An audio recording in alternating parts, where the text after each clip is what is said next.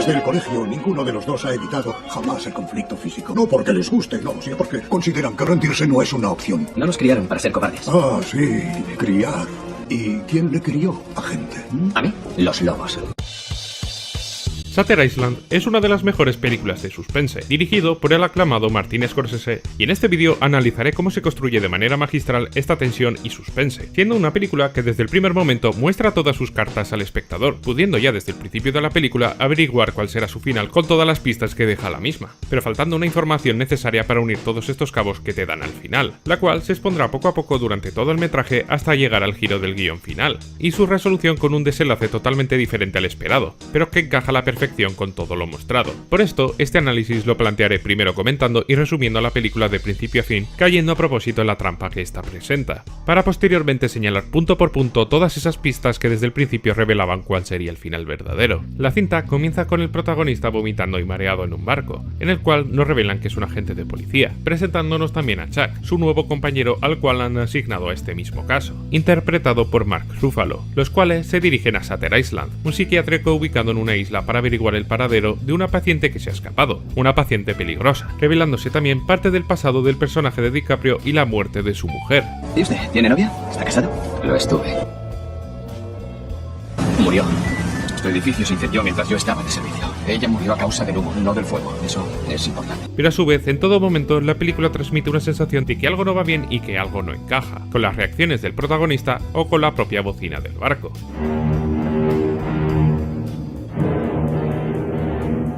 Esta sensación se ve incrementada cuando llegan a la isla, ya que los guardias de la misma se encuentran hostiles ante el protagonista, como si este fuera una amenaza para ellos. Los guardias parecen algo tensos, señor McPherson. En este momento lo estamos. Retirándoles incluso sus armas. De hecho, esta idea se vuelve a reforzar cuando le presentan a uno de los dos jefes psiquiatras del centro, el cual ordena al jefe de seguridad que abandone la sala, viéndose que este no se fía del protagonista. Aquí se nos explica con mucho más detalle el caso que han venido a investigar, y quedaos con esta explicación. Rachel Solando se ha fugado en las últimas 24 horas. ¿Se la considera peligrosa? Diría que sí. Mató a sus 3 hijos. Los ahogó en el lago detrás de su casa. Se negaba a comer cuando llegó aquí. Insistía en que sus hijos no habían muerto. Rachel cree que sus hijos están vivos. Para sostener la fantasía de que sus hijos no murieron, ha creado una historia ficticia y nos asigna papeles que interpretamos en esa ficción. También cree que este lugar es su casa de los Berkshire. En los 2 años que lleva aquí nunca ha admitido estar en una institución. Cree que somos repartidores, vendedores, barrenderos. Porque será muy importante de aquí al futuro, aprovechando para ver la forma de ser del protagonista. Intentamos sanarlos. Y si fracasamos, al menos proporcionamos cierta calidez a sus vidas. Paz. Agredieron a personas. Algunas las asesinaron. A la mayoría, sí. Debo decir entonces que al diablo con su necesidad de paz. Además de que tiene problemas y que él no está bien, tanto por sus traumas pasados al mostrarnos flashbacks de su época de soldado, como por las jaquecas que sufre. Los policías proceden a investigar la desaparición de la paciente Rachel Solando, viéndose que hay muchas cosas que no encajan. ¿Cuántos pares de zapatos tienen los pacientes? 2 pares. Así que...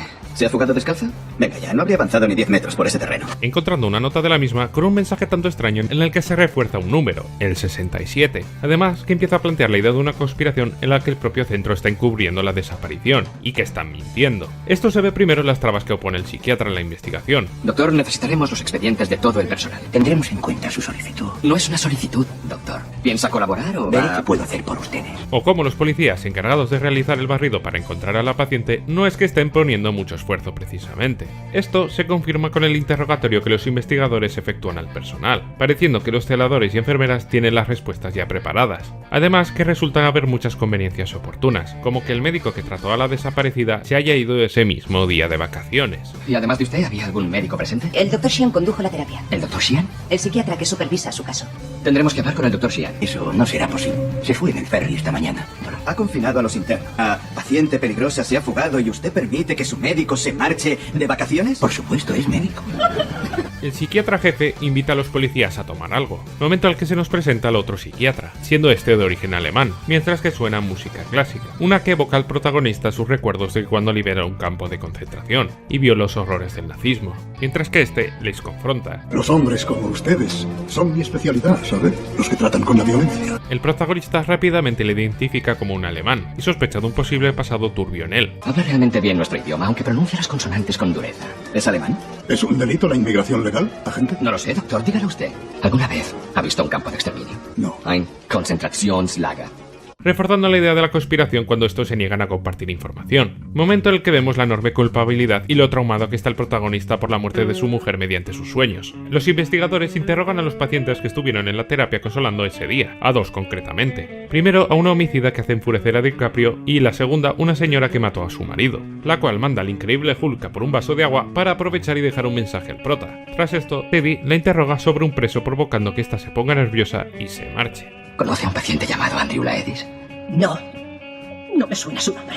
Aquí la película se va a complicar, ya que DiCaprio revela que tiene una agenda oculta en este caso. La han preparado. Ha usado casi las mismas palabras que Cowley y la enfermera, como si le hubieran dicho qué debía decir. ¿Quién es Andrew Laedis? Cuando oí la notificación del caso, solicité que me lo asignaran. Andrew Laedis se encargaba del mantenimiento del bloque en el que vivíamos mi mujer y yo.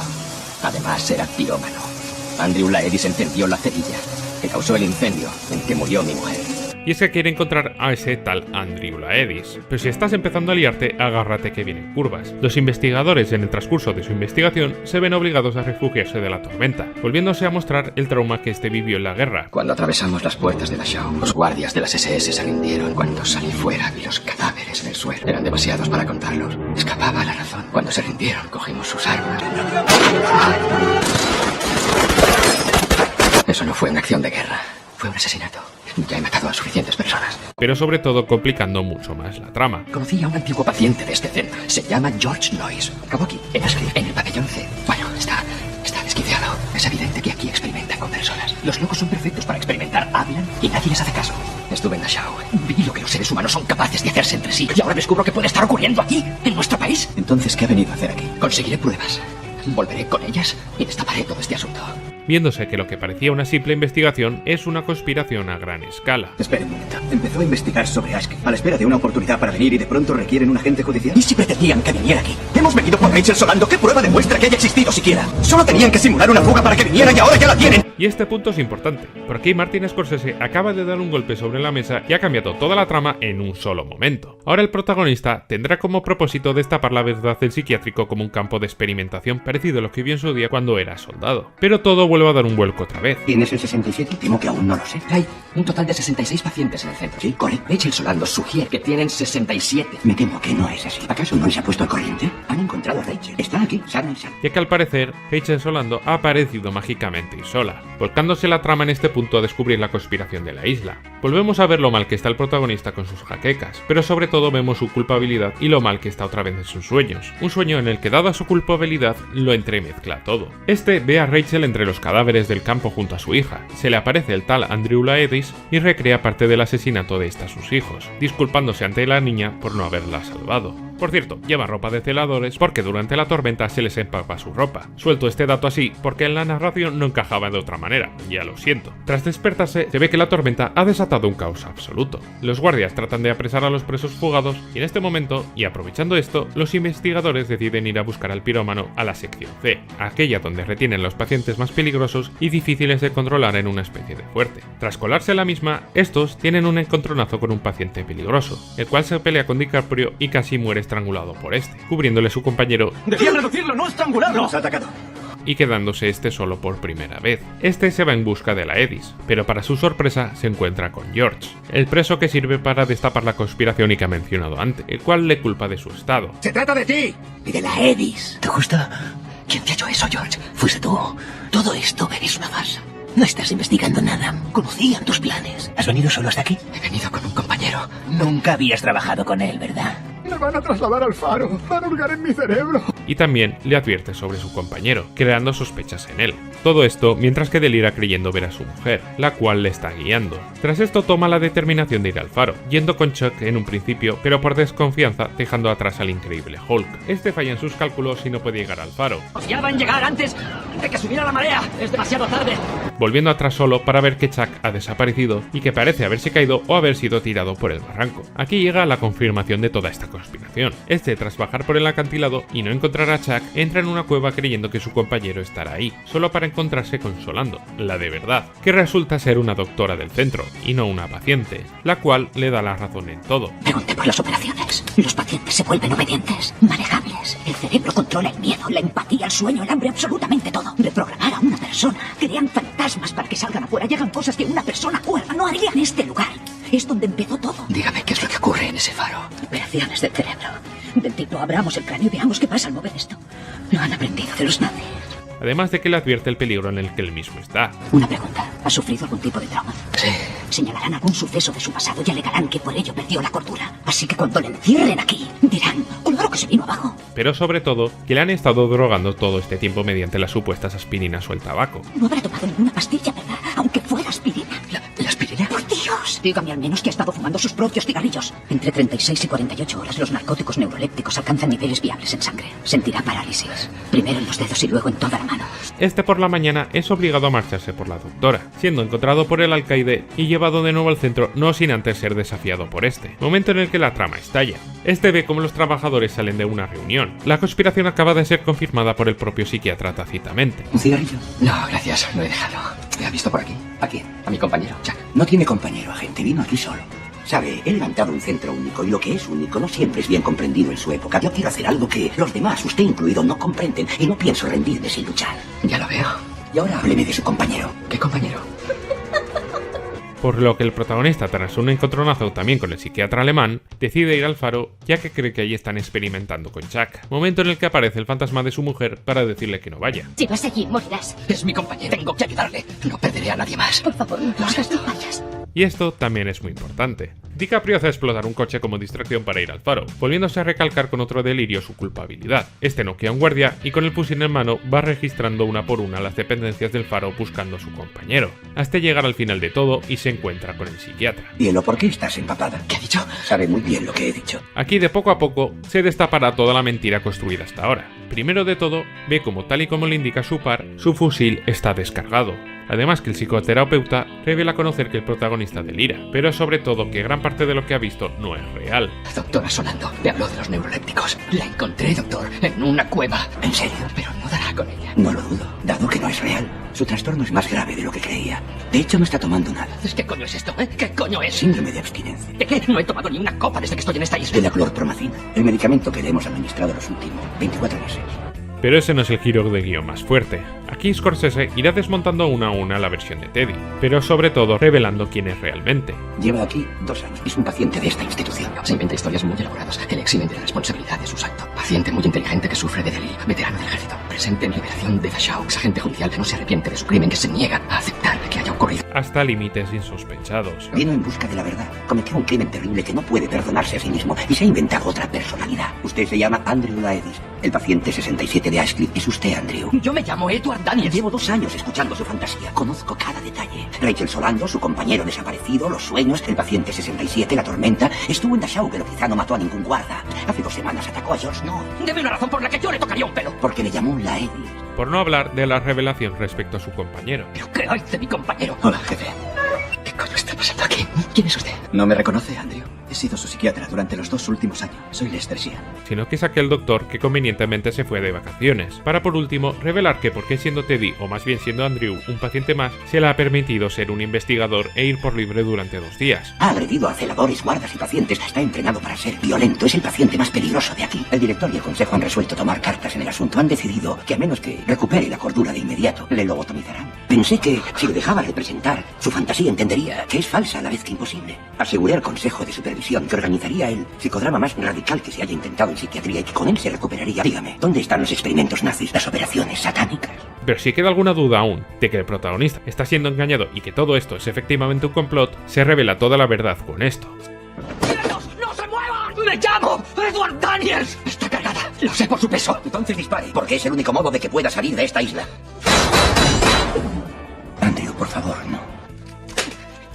¿Qué coño han hecho con mi alma? Es un juguete, Andrew. Estamos diciendo la verdad. Siendo Andrew confrontado y viendo con sus propios ojos su delirio. Dolores era maníaco-depresiva, una suicida. Se mudaron a la casa del lago después de que ella incendiara deliberadamente su piso.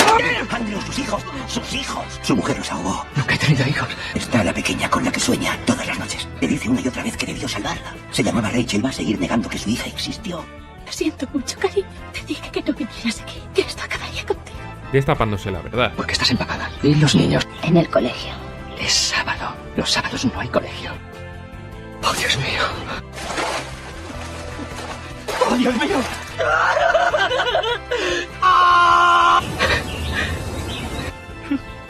Sentémoslos a la mesa.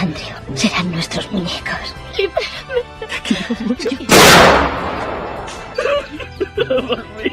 Y en su dolor, tanto por este trauma como por el que sufrió durante la guerra, crea un alter ego para protegerse de este recuerdo, dándole su propio nombre, el de Andrew Laedis, al supuesto piromano que se inventa, y creando todo un caso refugiándose en una mentira. De hecho, nada más despertarse ve a una enfermera, siendo la supuesta Rachel Solando de antes, confirmando que no existía y que esta no hizo más que una actuación. Pero sobre todo, se ve que Andrew es por fin consciente de todo. ¿Por qué está aquí? Porque maté a mi mujer. ¿Y por qué lo hizo? Porque mató a nuestros hijos. ¿Quién es Teddy Daniels? No existe. Tampoco Rachel Solando los inventé. ¿Por qué se los inventó? Porque no soporto pensar que ella matara a los niños. Recuperó la cordura una vez, hace 9 meses, y luego recayó. Empezó de nuevo. Espero que lo que hemos hecho aquí baste para evitar que vuelva a pasar. El final es abierto. Su antiguo compañero, y en realidad su psicoterapeuta, se reúne con él una última vez, con el propósito de saber si toda la pantomima ha servido de algo y si DiCaprio necesita o no una lobotomía. Debemos salir de la isla, Jack. Volvamos, sea lo que esté pasando aquí, no es bueno. No se preocupe, no nos alcanzarán. Sí, somos más listos que ellos. Sí, de eso no hay duda. Volviendo aparentemente a su delirio. Esto hace que esté de la señal, ya que no queda más remedio que aplicarle la lobotomía. Este lugar hace que me pregunte, ¿qué sería peor? ¿Vivir como un monstruo o morir como un hombre bueno? ¿Teddy? Pero estas últimas palabras hacen que todo esto tambalee. Mi conclusión es que sí está curado y que finge otra vez volver al delirio para ser lobotomizado a posta. Al fin y al cabo, creó un alter ego y una historia ficticia para protegerse de un recuerdo muy doloroso, y al caerse esta máscara protectora, debe enfrentarse a esta misma realidad, escogiendo ante ello un nuevo escudo y otra forma de evasión. Pero ahora, tal y como he prometido, la explicación de cómo este final no solo es coherente, sino que se nos es revelada desde el mismo principio. Si hay algo que no me gusta de las películas de suspense es que me hagan trampas. Shutter Island no usa ningún truco de mago ni se saca en un conejo de la chistera. Desde el primer momento te muestran todas las cartas. Empecemos por el agua. Andrew, por su trauma en el que tuvo que sacar del lago a sus hijos ahogados por su propia mujer, es sensible al mismo y trata de protegerse. Motivo por el que tiene las jaquecas una vez que hay tormentas o este otro detalle durante el interrogatorio. La interrogada pide un vaso de agua a Chuck y cuando este se lo da, vemos esto desde la perspectiva del protagonista. Este, con su mecanismo de defensa, literalmente ignora el vaso de agua, para que en el siguiente fotograma veamos el vaso ya vacío. Mismamente en la presentación, cuando está mareado, él lo dice. Solo es agua, un montón de agua. Y cuando habla de su mujer a Chuck, es el agua de la corriente que rompe este recuerdo. Además que el mismo barco en el que viaja no es un simple carguero. Esto se ve como está lleno de grilletes, siendo un barco de transporte de presos, posiblemente en el que iba atado antes de soltarle para que dé rienda suelta a todo su delirio. Además que cobra sentido la actitud de los guardias una vez que estos desembarcan. Al fin y al cabo están ante un paciente sumamente peligroso, o la actitud de los mismos en la búsqueda de Solando, o en la de los celadores cuando son interrogados, pero sobre todo cuando es la primera vez que entran en el centro. Ahí encontramos a los pacientes del fuerte, el tercer pabellón, el mismo del que procede Andrew, y tal y como los psiquiatras explican, estos van atados porque son sumamente peligrosos. Los pacientes ante el asombro del protagonista le saludan e interactúan con él. Al fin y al cabo ya la han visto de antes y le conocen aunque él no se acuerde. Todo el caso de Rachel Solando que explican los psiquiatras es una meta referencia a su realidad, desde la propia explicación del principio que os mostré antes, hasta la problemática y solución que le explica el protagonista. El obstáculo para su recuperación era su negación a afrontar lo que hizo. La vieja escuela defiende la intervención quirúrgica, operaciones como la lobotomía. Todo esto son referencias veladas a él, por mucho que él niegue todo. Esto es un hospital para enfermos mentales, ¿no? Uno tiene que darse cuenta en algún momento. ¿Cómo es posible que no llegara a percatarse de la verdad? La cordura no es una elección, gente. Uno no puede decidir ser cuerdo. O directas, como cuando el alemán confronta a Andrew interrogándole sobre su pasado, pero sobre todo a través de su compañero. Este no solo se encarga de vigilarle por lo peligroso que es, sino que asiste a los otros dos psiquiatras conduciendo la conversación a donde interesa a estos. Pero sobre todo, ya que Andrew debe interpretar su papel para darse cuenta de que nada es cierto, sirve como apoyo alimentando su paranoia para que este avance. Además que respecto a su rol ya se desvelan pistas. En el interrogatorio, a la señora que pide el vaso de agua habla del Dr. Sheeran, el médico que interpreta a Chuck, su alter ego, habiendo una mirada incómoda entre ambos cuando es mencionado, y dejando caer otra pista más, pero las revelaciones más importantes se dan durante sus delirios. Cuando este sueña por primera vez con su mujer, ve su propia fantasía de justificación asociando su muerte al incendio, pero una vez que esta se desvanece y vemos la sala en llamas, él tiene las manos mojadas. Y es que el agua en esta película es el reflejo de la realidad que niega, mientras el fuego el símbolo de su locura. Como cuando aporta cerillas cuando está en la prisión, o cuando en su punto de locura más álgido se imagina a la doctora Solando mientras que se encuentra frente a una hoguera, o mismamente con Solando y los niños. Este constantemente ve el lago donde sus hijos murieron y lo asocia con esta, pero la imagen de este lago nunca es mostrada por ninguno de los psiquiatras, ya está en su cabeza previamente,